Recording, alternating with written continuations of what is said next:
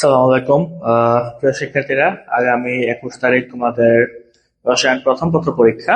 আমরা ছোট ছোট করে অল্প কিছু টপিক এখানে দেখার চেষ্টা করব, যাদের যেখানে সমস্যা আশা করি সলভ করে নিব। প্রথমে আসি আমরা বর্ণালী। ঠিক আছে, প্রথম যে টপিকটা আমরা আলোচনা করব সেটা কোনটা স্যার? বর্ণালী। আমরা বর্ণালী নিয়ে আমাদের প্রথম আলোচনাটা করে ফেলি। আমরা মোটামুটি শিওর যে বর্ণালী থেকে একটা সৃজনশীল আসবে। পুরোপুরি বর্ণালী থেকে আসবে না, 3 মার্ক বা 4 মার্ক আসবে বর্ণালী থেকে। বাকিটা হয় কোয়ান্টাম সংখ্যা বা ইলেকট্রনের আবর্তন সংখ্যা, অথবা এনতম কক্ষপথে ইলেকট্রনের শক্তি, ব্যাসার্ধ, প্রতি সেকেন্ডে আবর্তন সংখ্যা, বা এনতম কক্ষপথে ইলেকট্রনের বেগ, এই টাইপের কোশ্চেন আমাদের আসবে। ঠিক আছে, তো বর্ণালীর জন্য আমাদের ফান্ডামেন্টাল যে সূত্রটা, বর্ণালীর জন্য আমরা ফান্ডামেন্টাল দুইটা সূত্র পাবো। একটা হচ্ছে ডেল ই সমান সমান হচ্ছে ডেল ই সমান সমান E2 মাইনাস E1, অথবা এটাকে আমরা লিখতে পারি H মিউ, বা যেটাকে লেখা যায় SC বাই ল্যামডা। ডেল ই কি বোঝায় স্যার? ডেল ই বোঝায় হচ্ছে আমাদের শক্তির পার্থক্য। কি বোঝায়? শক্তির পার্থক্য। অথবা এটাকে আমরা লিখতে পারি নির্গত বা শোষিত শক্তি।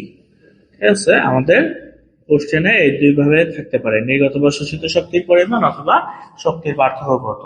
সেটা কিভাবে বের করে? সেটা হচ্ছে E2 মাইনাস E1, বা আমরা করতে পারি H মিউ দিয়ে, অথবা আমরা করতে পারি HC বাই ল্যামডা। E1 আদি কক্ষপথের শক্তি। আদি কক্ষপথের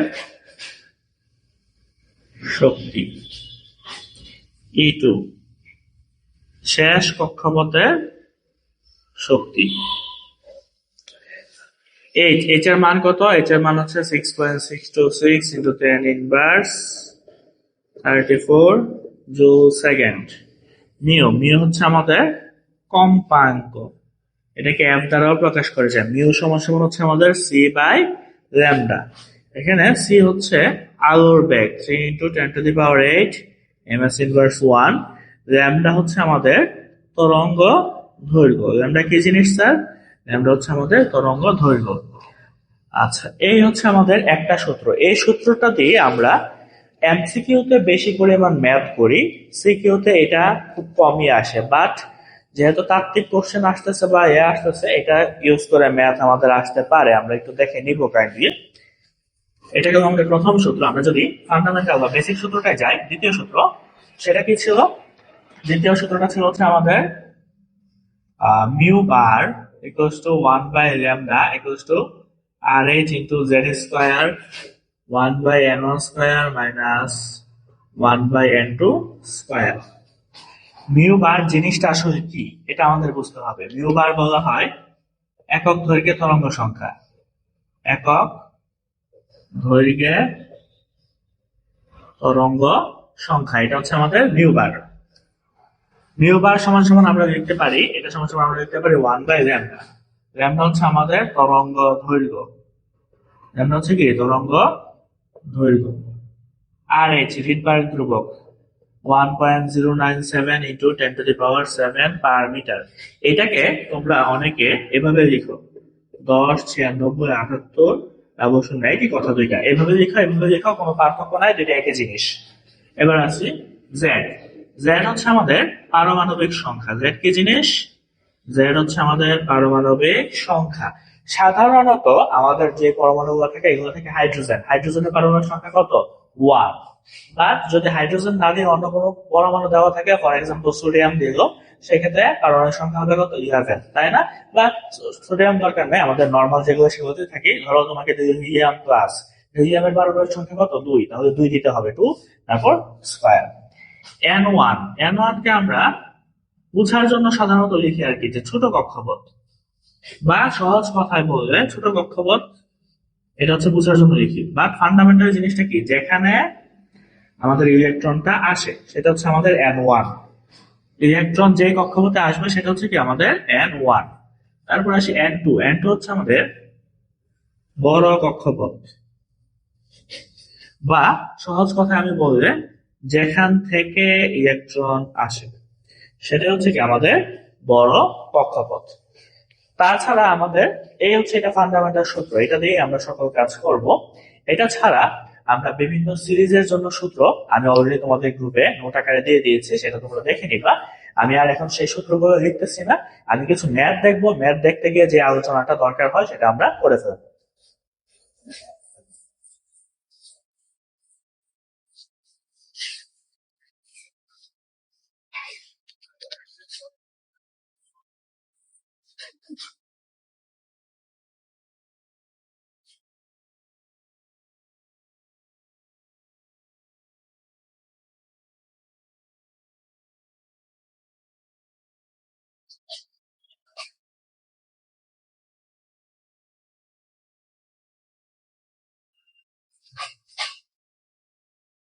একটা কোশ্চেন ধরো আমাকে এভাবে দিও, 2 নং বর্ণালীর তরঙ্গ দৈর্ঘ্য নির্ণয় করো। অথবা বলতে পারে 2 নং বর্ণালীর কম্পাঙ্ক নির্ণয় করো। এটা না বলে এটা বলতে পারে 2 নং বর্ণালীর শক্তি নির্ণয় করো। ঠিক আছে, এরপর আমাদের বলবো ধরো যে 1 ও 2 নং বর্ণালীর মাঝে 1 ও 2 নং বর্ণালীর মাঝে কোনটি কথা কথা সে বললাম জাল টাকা শনাক্তকরণে ব্যবহার করা যাবে। জাল টাকা শনাক্তকরণে ব্যবহার করা যাবে। এই হচ্ছে ধরো আমার এই উদ্দীপকের সাথে মোটামুটি একটা কয়েকটা কোশ্চেন। ঠিক আছে, তো আমরা এগুলো প্রথমে আনসার করে এরপরে বিভিন্ন আরো ভ্যারাইটি দেখা শুরু করবো। তো আমি শুধু প্রশ্নগুলো মুছে দিচ্ছি, উদ্দীপকটা যেভাবে আছে সেভাবে রাখতেছি, আমাদের ম্যাথ যেন ইজি হয়।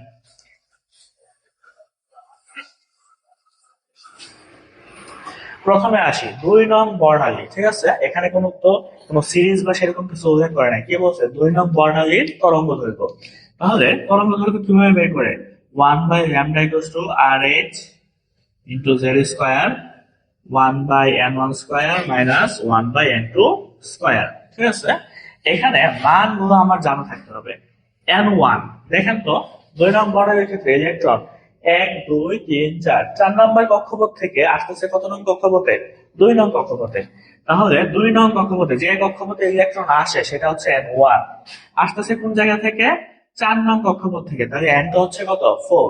আর h এর মান তো আমাদের জন্য ফিক্সড, কত, RH = 1.097 into 10⁻⁷। এখানে আমি যদি মানগুলো বসাই, ঠিক আছে, 1/λ, so 1.097 into 10⁻⁷। z উদ্দীপকে কিছু বলা না থাকলে z সবসময় হবে কত, 1, তাই 1 স্কয়ার, প্লাস 1/2 স্কয়ার মাইনাস 1/স্কয়ার। এখান থেকে পরবর্তী ধাপে আমি কি করব স্যার, এখান থেকে আমি ল্যামডাটা বের করে নিব। কিভাবে, এইখানে যে মানটা আসবে সেইটা, এটা পুরোটাকে আমি নিচে নিয়ে যাচ্ছি, 1.097 into 10⁻⁷ ইন্টু আমার হচ্ছে 1/2 স্কয়ার মাইনাস 1/4 স্কয়ার। এখন আমার সাথে ক্যালকুলেটর নাই, আমরা চ্যাপে যে আনসারটা আসবে সেটা বের করে নিও।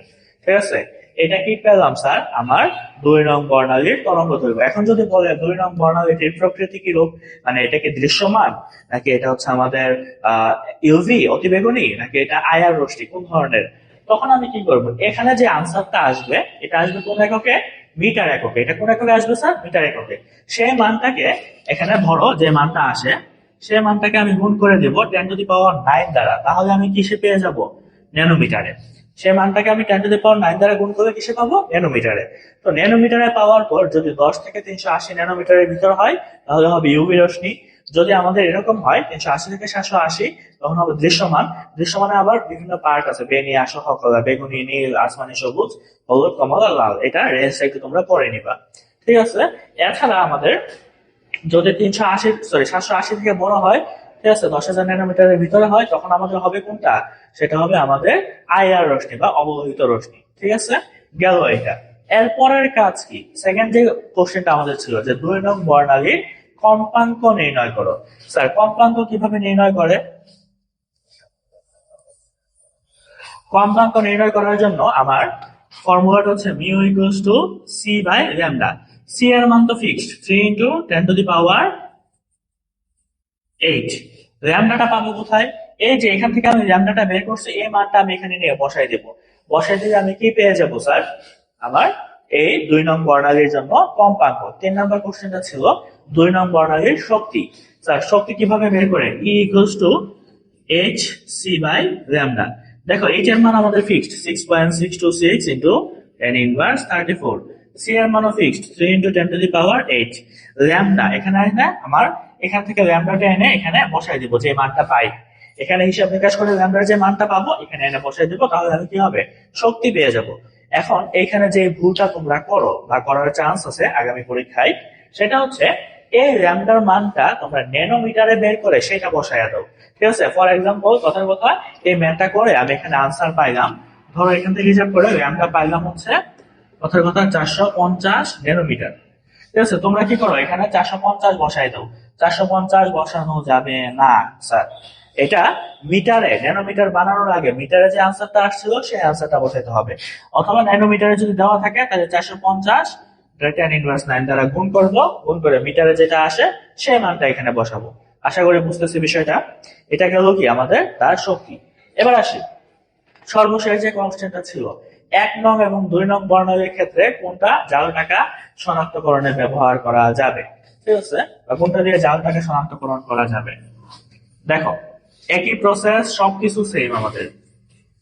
2 নং বর্ণালীর জন্য প্রথমে আমি ধরো 1 নং বর্ণালীর জন্য হিসাব করি।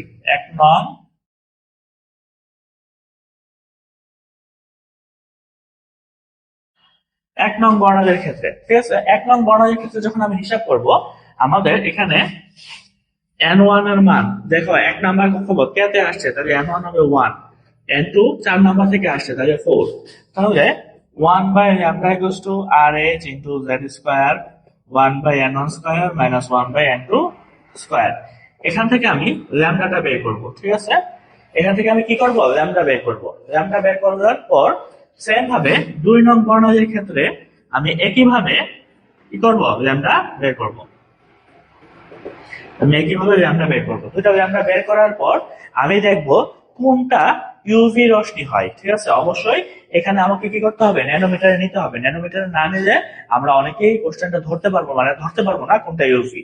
এটাকে 10⁹ দ্বারা গুণ করে ইউভি তে নিব, এটাকেও ন্যানোমিটারে নিব, এটাকেও 10⁹ দ্বারা গুণ করে কি করব ন্যানোমিটারে নিব।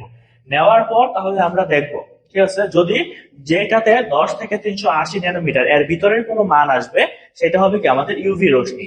আর ইউভি রশ্মি মানে সেটা দিয়ে জাল টাকা শনাক্ত করা যাবে।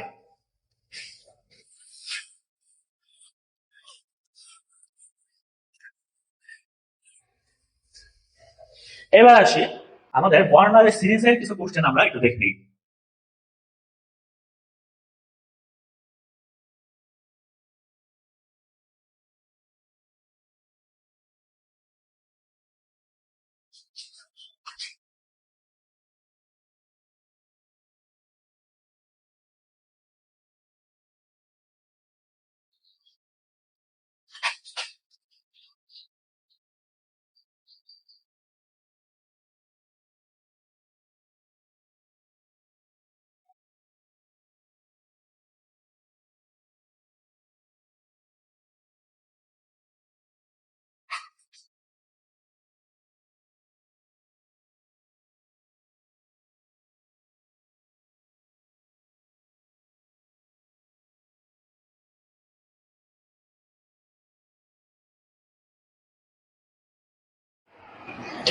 আসি স্যার, এই যে আমাদের দুটা কোশ্চেন, প্রথমে 1 নং বর্ণালী সিরিজের সর্বোচ্চ তরঙ্গ দৈর্ঘ্য।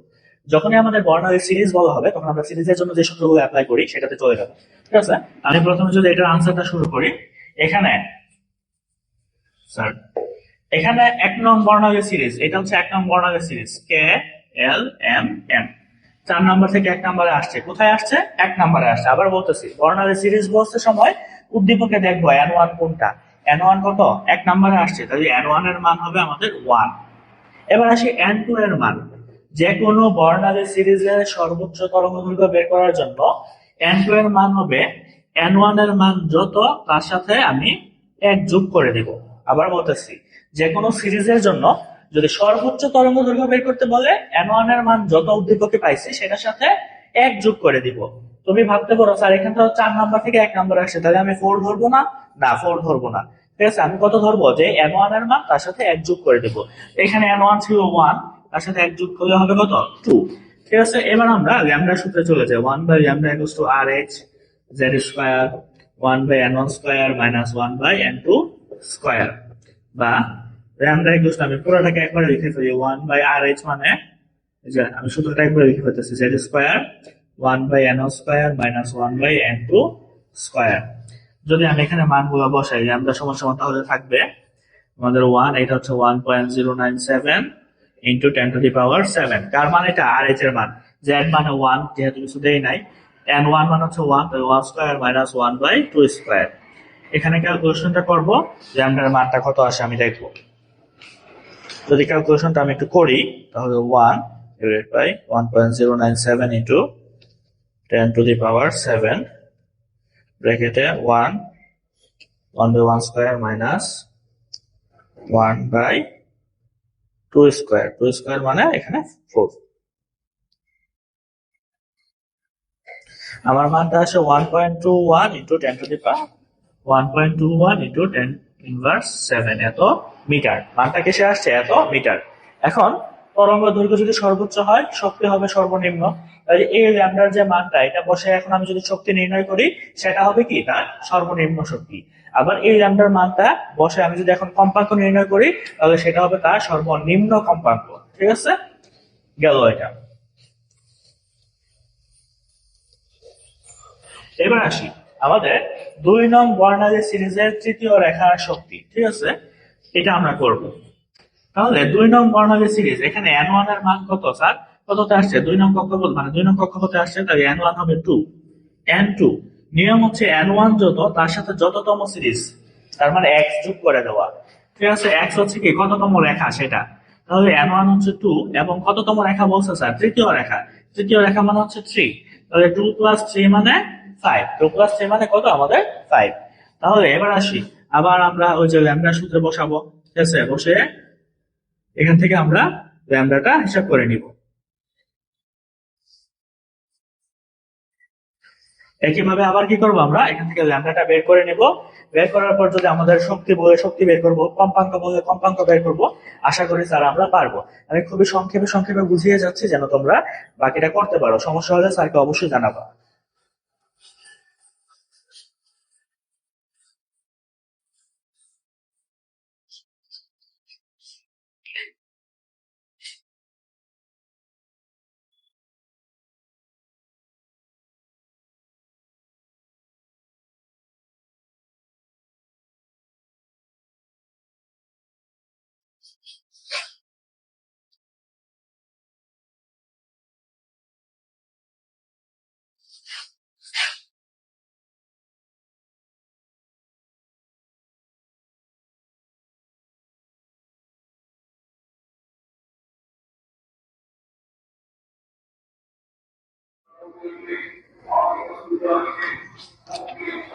আসি 1 নং বর্ণালী সিরিজের সর্বনিম্ন তরঙ্গ দৈর্ঘ্য। তো সর্বনিম্ন তরঙ্গ দৈর্ঘ্য আমাদের এখানে আবার সেই র্যাম্পটা একই সূত্র হবে। n1, 1 নং বর্ণালী সিরিজ কোথায় আসে? ইলেকট্রন কেতে আসে। তাহলে 1, বারবার বলতেছি, আবার বলতেছি, যে জায়গায় তোমরা পেজটা লাগাও। কোশ্চেনে সিরিজ শব্দটা আসছে মানে n2, এখন আর উদ্দীপক থেকে ডিসাইড হবে না। n2 এর যে মান, সেটা হচ্ছে কি এই কোশ্চেন থেকে ডিসাইড করতে হবে, আর উদ্দীপকের উপর বেস করে ডিসিশন নেওয়া যাবে না। n1 এর মান আসবে কোথেকে? উদ্দীপক থেকে। ইলেকট্রন যেখানে আসছে, 1 নাম্বার কক্ষপথে আসছে, n1 হচ্ছে 1। আর n2 এর মান, যেহেতু বলছে সর্বনিম্ন তরঙ্গ দৈর্ঘ্য, তখন n2 এর মান হবে আমাদের ইনফিনিটি। তখন n2 এর মান কত হবে? ইনফিনিটি। সেখানে আমরা যদি ফর্মুলাতে বসাই তরঙ্গ দৈর্ঘ্য, তাহলে 1/λ/rh ইন্টু z স্কোয়ার, ব্র্যাকেটে 1/n1 square minus 1/n2 square. এবার 1/λ/rh মানে 1.097 ইন্টু 10⁻⁷, z মানে 1 যদি কিছু না বলা থাকে, আর যেটা বলা থাকে তাহলে সেটার পারমাণবিক সংখ্যা। 1/n1, n1 তো এখানে 1, তাহলে 1 স্কোয়ার মাইনাস 1/ইনফিনিটি স্কোয়ার। এরপরে লাইন হবে 1/λ ইকুয়ালস টু 1.097 ইন্টু 10⁻⁷, ব্র্যাকেটে 1/1 স্কোয়ার, তার মানে এটা হচ্ছে 1। আর 1/ইনফিনিটি স্কোয়ার, এই পুরাটার পরিবর্তে আমি কত লিখতে পারি? 0। এই যে মাইনাসের পরের অংশ যেটা, এই পুরাটার পরিবর্তে কত হয়ে যাবে? 0। এখন আমি এখান থেকে ল্যামডা এর মানটা বের করবো। তো ল্যামডা হবে 1/1.097 ইন্টু 10⁻⁷। যে মানটা আসে এটাই কি আমাদের তরঙ্গ দৈর্ঘ্য, সর্বনিম্ন তরঙ্গ দৈর্ঘ্য। তরঙ্গ দৈর্ঘ্য যদি সর্বনিম্ন হয় তাহলে এই তরঙ্গ দৈর্ঘ্যটা ব্যবহার করে আমি যে শক্তিটা পাবো সেটা হবে সর্বোচ্চ। শক্তি জানে কেমনে বের করে, ওই যে E equals to H C by lambda, এখানে যে মানটা পাবো এটা নিয়ে এখানে বসাই দিব, আর এইচ সি এর মান তো ফিক্সড। সেম ভাবে আমার কাছে যদি কম্পাঙ্ক বের করতে বলে মিউ, তখন আমি কিভাবে বের করবো, সি বাই ল্যামডা। এই ল্যামডাটাও কি হবে, এখান থেকে গিয়ে বসিয়ে দিব। তাহলে এই যে কম্পাঙ্কটা পাবো এটা কি সর্বোচ্চ কম্পাঙ্ক, বুঝতে পারছি স্যার? আবার মনে রাখবা, যদি কম্পাঙ্ক এবং শক্তি যদি তরঙ্গ দৈর্ঘ্য হয় সর্বোচ্চ, তরঙ্গ দৈর্ঘ্য যদি হয় সর্বোচ্চ, কম্পাঙ্ক এবং শক্তি এই দুইটা হবে সর্বনিম্ন, সবচেয়ে কম। আর তরঙ্গ দৈর্ঘ্য যদি হয় সবচেয়ে কম অর্থাৎ সর্বনিম্ন, তখন কম্পাঙ্ক এবং শক্তি এই দুইটা হবে কি সর্বোচ্চ। বুঝতে পারছি স্যার বিষয়টা? তাহলে এটা করে নিবো আমরা। এবার আমরা এখান থেকে টেস্ট পেপার থেকে বোর্ড কোশ্চেন গুলা করি, যদি কোনোটাই সমস্যা হয় স্যারকে অবশ্যই দেখাবেন।